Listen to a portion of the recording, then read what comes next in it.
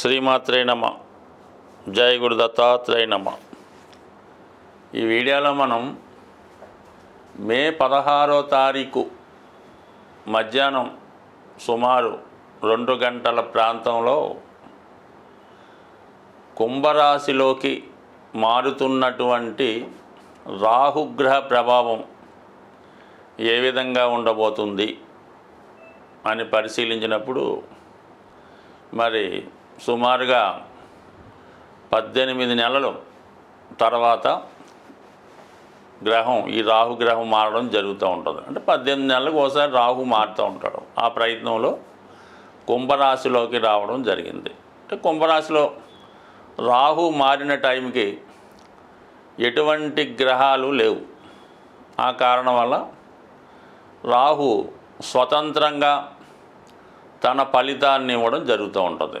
అలాగే కుంభరాశి కూడా మరి రాహుకి స్వక్షేత్రం అవటం వల్ల స్వక్షేత్రంలో చేరినటువంటి రాహువు చాలా వరకు మరి స్వతంత్ర ఫలితాలు ఇవ్వడం జరుగుతూ ఉంటుంది. అయితే అప్పటికే మిథున రాశిలో చేరి ఉన్నటువంటి గురువు భాగ్య దృష్టితో రాహుని చూడడం జరుగుతూ ఉంది. రాహు మరి గురు దృష్టి శుభగ్రహ దృష్టి పట్టడం వల్ల జాతకుడికి కొన్ని శుభ ఫలితాలు ఇవ్వడం జరుగుతూ ఉంటుంది. అంటే గురువు ఫలితాలు కూడా కొంతవరకు రాహు ఇచ్చే ఫలితాల్లో కలిపి ఇవ్వడం జరుగుతూ ఉంటుంది. అది ఏ విధంగా ఒకసారి చెప్పడం జరుగుతుంది. మరి ప్రస్తుతం రాహు యొక్క కారకత్వాలు, రాహు ఏంటంటే మరి తల యొక్క భాగం, సరే కేతువు మొండం కాబట్టి రాహు ఆకాశం నుంచి అంటే పైనుంచి కింద ఉన్నటువంటి ప్రపంచాన్ని చూడడం జరుగుతూ ఉంటుంది. అంటే మానవాళ్ళని, ఇక్కడ ఉన్నటువంటి పరిస్థితులు, ఇక్కడ ఉన్నటువంటి లగ్జరీసు, భోగాలు, వైభోగాలు అన్నీ చూస్తూ ఉంటాడు. అన్నీ తనకు కావాలని కోరుకున్నటువంటి గ్రహం రాహుగ్రహం. అత్యంత ఆశ కలిగినటువంటి గ్రహం. అలాగే అత్యంత శుభగ్రహం కూడా చెప్పొచ్చు కొన్ని సందర్భాల్లో. మరి సంతానాన్ని ఇచ్చే అధికారం రాహుకుంటుంది. అలాగే వివాహం చేసే అధికారం ఉంటుంది, సంపదనిచ్చే అధికారం ఉంటుంది. బట్ కానీ ఏదైనా తను ఇచ్చే దాంట్లో కొద్దిగా అవినీతి, అక్రమం ఉంటుందన్నమాట. ఏది కూడా చట్టానికి లోబడి ఇవ్వడం జరగదు. అంటే అర్హత లేని వాడికి విశేషంగా ధనం ఇస్తూ ఉంటాడు. అలాగే ధనం సంపాదించే విషయంలో ఎటువంటి న్యాయ విచక్షణ లేకుండా ధనం సంపాదించడం జరుగుతూ ఉంటుంది. ఈ మధ్యకాలంలో సాధారణ వ్యక్తులు కూడా కోట్లాది రూపాయలు సంపాదించడం, చిన్న చిన్న ఉద్యోగులు కూడా కోట్లాది రూపాయలు వెనకేసుకోవడానికి కూడా రాహుగ్రహమే కారణమవుతూ ఉంటుంది. అయితే రాహు జాతకంలో ఏ గ్రహంతో కలిస్తే ఏ భావంలో ఉంటే ఆ భావ ఫలితాలు ఇవ్వడం జరుగుతూ ఉంటుంది. రాహు శుక్రగ్రహంతో కలిసినప్పుడు జాతకుడు విశేషమైనటువంటి శృంగార జీవితాన్ని, భోగాల్ని, వైభోగాల్ని, అలాగే ఖరీదైన జీవితాన్ని అనుభవిస్తూ ఉంటాడు. అలాగే ఖరీదైనటువంటి అలవాట్లు కూడా ఉంటాయి. అదే బుధగ్రహం ఉన్నప్పుడు విశేషంగా వ్యాపారంలో కోట్లు ఆర్జిస్తూ ఉంటారు. అంటే అక్రమం ద్వారా ఫేక్ నోట్లు అవ్వచ్చు, లేదంటే ఫేక్ డాక్యుమెంట్స్ అవ్వచ్చు, లేనిది ఉన్నట్టు సృష్టించవచ్చు, అకౌంట్లు తారుమారు చేయొచ్చు. ఈ విధంగా కృత్రిమమైనటువంటి సంపద సృష్టించడం జరుగుతూ ఉంటుంది. సోకాల్డ్గా అందరికీ తెలుసు, గురువుతో కలిసినప్పుడు ఏర్పడే గురుచండాల యోగం ఇది ఎక్కువగా విద్యార్థుల మీద ప్రభావం చూపుతూ ఉంటుంది. సులువుగా కొన్ని క్వశ్చన్లు రాసి పాస్ అయిపోవడం, అలాగే బ్యాక్ డోర్ ద్వారా ఈ పరీక్షా కేంద్రాల్లో వాళ్ళకి వీళ్ళకి మేనేజ్ చేసి పాస్ అయిపోవడం, ఇలా కూడా జరుగుతూ ఉంటుంది. గురువుల్ని ఇబ్బంది పెట్టడం కూడా, అంటే అనేక గంటలు చెప్పచ్చు ఈ విషయం గురించి. బట్ సింపుల్గా చెప్పాలంటే ఇది. అయితే రాహువు శని కలిసినప్పుడు మాత్రం చాలా గొప్ప పెద్ద సంస్థల్లో పారిశ్రామిక రంగంలో ఉపాధి కల్పిస్తూ ఉంటాడు. ఇప్పుడున్నటువంటి సాఫ్ట్వేర్ రంగం అయితేనే, సినిమా రంగంలో అభివృద్ధికి ఈ శని రాహులే కారణం అవుతూ ఉంటాడు.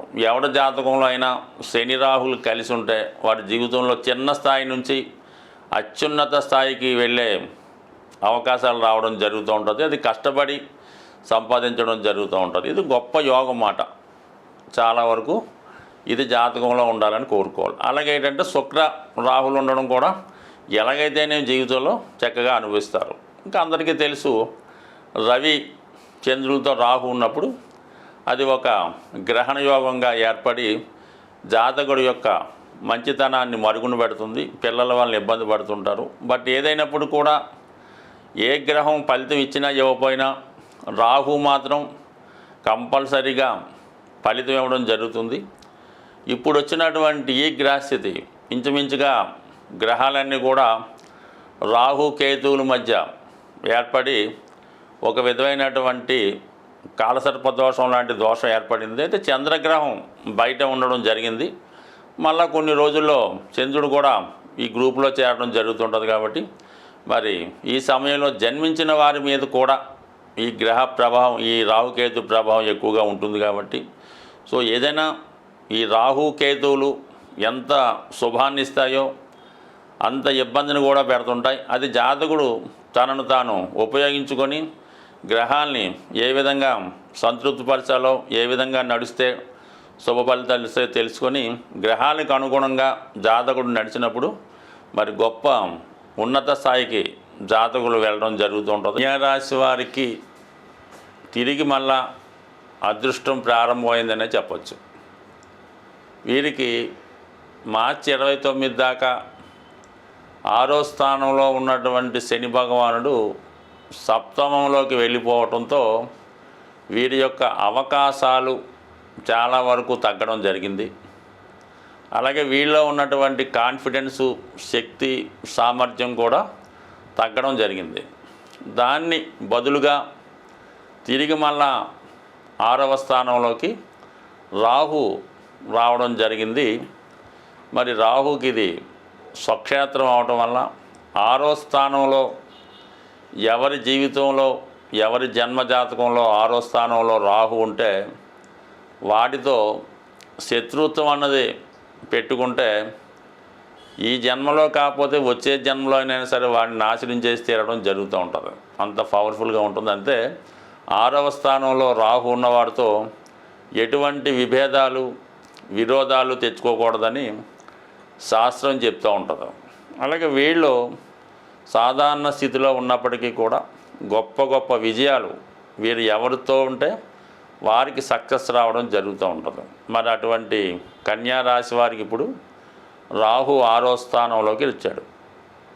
6వ స్థానంలో ఉన్నటువంటి రాహు 10వ స్థానంలో ఉన్నటువంటి గురువు, అంటే పరస్పర వీక్షణ జరుగుతుంది. అంటే ఇంచుమించుగా 2 రోజుల తేడాలో ఈ 2 గ్రహాలు మారి కన్యా రాశి వారికి చాలా అదృష్టం. అంటే ఇంపార్టెంట్గా కన్యా రాశి వారికి అంటే ఉద్యోగం, వృత్తే ఇంపార్టెంట్. అంటే వీళ్ళకి పెద్దగా ఆస్తిపాస్తులు ఉండవు, సాధారణ కుటుంబంలో జన్మిస్తారు.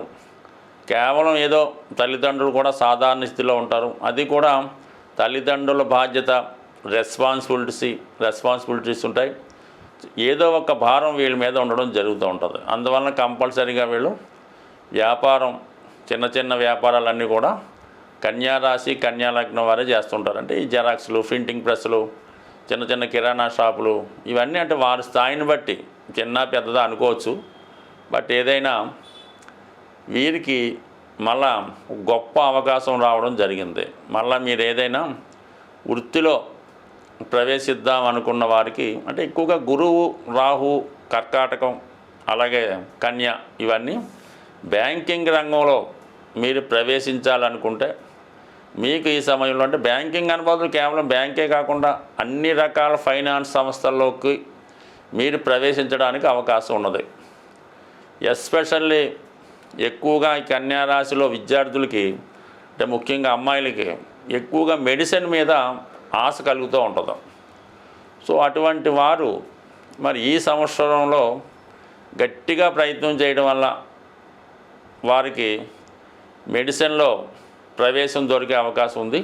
అంటే కేవలం ఎంబీబీఎస్ఏ కాకుండా మెడిసిన్కి ఫార్మాకి సంబంధించినటువంటి అనేక రకాల కోర్సులు ఉంటుంటాయి కాబట్టి వాటిని కూడా ఒకసారి ట్రై చేసి అందులో ప్రవేశించడానికి ఈ గ్రహస్థితి మీకు అనుకూలించడం జరుగుతుంది. అలాగే సాంప్రదాయ వృత్తులైనటువంటి అంటే గురువు సాంప్రదాయ వృత్తులకు కారణమవుతుంటాడు. అంటే గురువు ఎక్కడికి ఎందుకు వచ్చాడంటే రాహు యొక్క దృష్టి గురువు మీద పడుతుంది, గురువు యొక్క దృష్టి రాహు మీద పడుతుంది. రాహు ఎప్పుడు స్వతంత్రంగా ఫలితాన్ని ఇవ్వడం, ఏదో ఒక గ్రహాన్ని ఆశ్రయించి దాని ఫలితం ఇస్తూ ఉంటాడు అనమాట. లేనప్పుడు ఏ రాశిలో ఉంటే ఆ రాశి ఫలితాన్ని ఇస్తుంటాడు. ఇప్పుడు రావటమే గురువుని పట్టుకున్నాడు. అందుకని సాంప్రదాయ వృత్తులైనటువంటి టీచింగు, అడ్వకేట్స్, న్యాయ వ్యవస్థ, అలాగే పౌరోహిత్యం, అన్ని ఎండోమెంట్ శాఖలు, అలాగే ఈ జ్యోతిష్యం, ఆస్ట్రాలజీ, వేదాలు, వాటికి సంబంధించిన వృత్తిలో ప్రవేశిద్దాం అనుకున్న వారికి ఇది అనుకూలంగా ఉంటుంది. ఫైనల్గా ఏంటంటే ఈ కన్యా రాశిలోనే ఈ చిన్న చిన్న సినిమా ఇండస్ట్రీలో ఈ 24 క్రాఫ్ట్స్లో ఉన్నటువంటి కార్మికులు ఎక్కువగా ఈ కన్యా రాశిలో ఉంటారు. చిన్నగా డబ్బింగ్ ఆర్టిస్టులు, అలాగే మిమిక్రీ ఆర్టిస్టులు, చిన్న మాటలు రాస్తున్నవారు అనేక మంది మన దగ్గరికి వచ్చేవారిలో ఈ కన్యా లగ్నం, కన్యా రాశిలో ఈ చిన్న ఆర్టిస్టులు అందరూ ఉంటుంటారు. అటువంటి వారికి కూడా ఈ సమయంలో గొప్ప అవకాశాలు రావడం జరుగుతుంది. వారి యొక్క దిన ఆదాయం, నెల ఆదాయం కూడా పెరుగుతుంది. గౌరవప్రదమైనటువంటి జీవితం ఈ రాశి వారికి రాబోతుంది. గ్రహాల యొక్క స్థితి మనకి అనుకూలంగా లేనప్పుడు ఆ గ్రహాలకి పరిహారం చేసుకోవడం వల్ల ఆ గ్రహాల మంచి ఫలితాలు మాత్రం మనం పొంది చెడు ఫలితాలని దూరం చేసే విధంగా జరుగుతూ ఉంటాయి. ఏదైనా ఒక గ్రహానికి మనం పరిహారం చేసుకోవాలంటే ఆ గ్రహం మీద శుభగ్రహ దృష్టి ఉంటే ఆ గ్రహం మనకి ప్రసన్నం అవడం జరుగుతూ ఉంటుంది. అదృష్టవశాత్తు రాహుగ్రహం మీద గురువు యొక్క దృష్టి ఉండడం వల్ల కంపల్సరిగా మీరు రాహుగ్రహానికి చేసే పరిహారాలు మీకు మంచి ఫలితాన్ని ఇవ్వడం జరుగుతూ ఉంటాయి. ది బెస్ట్ రెమెడీ రాహుకి ఏంటంటే ముందు మీకుగా మీరు మీ యొక్క ఖర్చులు, మీరు వాడే వస్తు వాహనాలు ఒక్కసారి పరిశీలించండి. అవి మన స్థాయికి మించి ఉంటే వాటిని తగ్గించే ప్రయత్నం చేయండి. నెంబర్ 1 అంటే మనం వాడే కారు, వాడే సెల్ ఫోను, వాడే బట్టలు, నిత్య జీవితంలో మనం పెట్టే ఖర్చులు ఈ ఒక్కసారి గమనించి దాన్ని కంట్రోల్ చేసుకుంటే నెంబర్ 1గా సరిపోతుంది. అది రాహుకి నెంబర్ 1 రెమెడీ. దాని తర్వాత ఎవరైతే మీ ఫ్రెండ్ సర్కిల్లో మిమ్మల్ని ఉపయోగించుకుంటూ వాడి యొక్క అవసరాలు తీర్చుకుంటూ ఉంటాడు, ఏదో క్రికెట్ మ్యాచ్కి వెళ్తూ ఉంటాడు, లేదంటే గోవా వెళ్తూ ఉంటాడు, క్యాసినో ఆడుతూ ఉంటాడు, జాగ్రత్తగా గమనించండి. అటువంటి వాళ్ళని ముందు దూరం పెట్టే ప్రయత్నం చేయండి. మీకు అవకాశం ఉంటే వాడిని మార్చే ప్రయత్నం చేయండి. అంటే మీరు మంచి దారిలోకి వాడిని తెచ్చుకొని వాడిని ఆ వ్యసనాల నుంచి బయటపడితే దాన్ని బట్టి మీరు కూడా అంటే ఎంత మనం మానేద్దామన్నా ఏదో ఒక బలహీన క్షణంలో వాడు ఏదో గోవా వెళ్తూ ఉంటాడు, కంపల్సరీగా వెళ్ళడం జరుగుతూ ఉంటుంది. అందువల్ల ఈ 2 ముందు తగ్గించుకోండి. దాని తర్వాత మెయిన్గా రాహుగ్రహానికి అమ్మవారు అంటే దశ మహావిద్యలు, ప్రత్యంగర, చాలా అనేక రకాలు ఉంటాయి. బట్ కానీ అందరికీ అనుకూలమైనది కనకదుర్గ అమ్మవారు. ఆ అమ్మవారికి మీరు ప్రతి శుక్రవారం విధి విధానంగా దర్శించుకొని అవసరమైతే అమ్మవారికి ఒక నిమ్మకాయల దండ, కుంకుమర్చన, రాహుకాల దీపం అంటే మంగళవారం కానీ శుక్రవారం కానీ ఇంపార్టెంట్ అన్నమాట. మంగళవారం అయితే 3 to 4:30, శుక్రవారం అయితే 10:30, 12 ఈ టైంలో రాహుకాల దీపం వెలిగించడం. మరి మగవారైతే రాహుకాలంలో ముఖ్యమైన కార్యక్రమాలు ప్రారంభించుకోకూడదు. అది కొంచెం జాగ్రత్తగా గమనిస్తే సరిపోతుంది.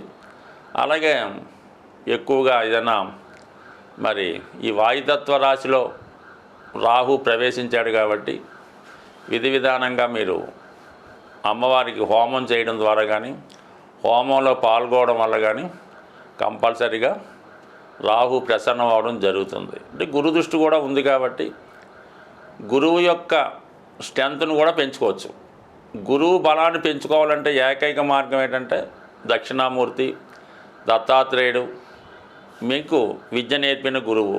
ఇవన్నీ మన వల్ల కాదంటే చక్కగా గోశాలకు వెళ్ళడం, మీ యొక్క బరువు ఎంత ఉందో అక్కడ చూపించుకోవడం, ఆ బరువు తగ్గట్టుగా ఆవులు తినే ఏదైనా బెల్లం కానీ, శనగలు కానీ, నవధాన్యాలు కానీ, గడ్డి కానీ ఆ గోశాలలో డొనేట్ చేయడం వల్ల మళ్ళీ మీరు కొత్తగా జన్మ ఎత్తితే ఏ విధంగా ఉంటుందో అంత బలమైనటువంటి ఫలితాన్ని మీరు తులాభారం ద్వారా గోశాలలో డొనేట్ చేయడం వల్ల కంప్లీట్గా మీ జీవితం మారుతుంది. అది రాహుకే కాదు, మీరు ఎటువంటి దీర్ఘకాలిక అనారోగ్య సమస్యలతో బాధపడుతున్నా, లేదా ప్రాబ్లమ్స్ ఉన్నా, విభేదాలు ఉన్నా, వివాహం జరగకపోయినా మరి ఆ గ్రహం ఏదో చూసి ఆ గ్రహానికి సంబంధించిన వస్తువు తులాభారంగా గోశాలలో ఇవ్వడం వల్ల అతి శీఘ్రంగా మీకు ఫలితం వచ్చే అవకాశం ఉంది. స్వస్తి.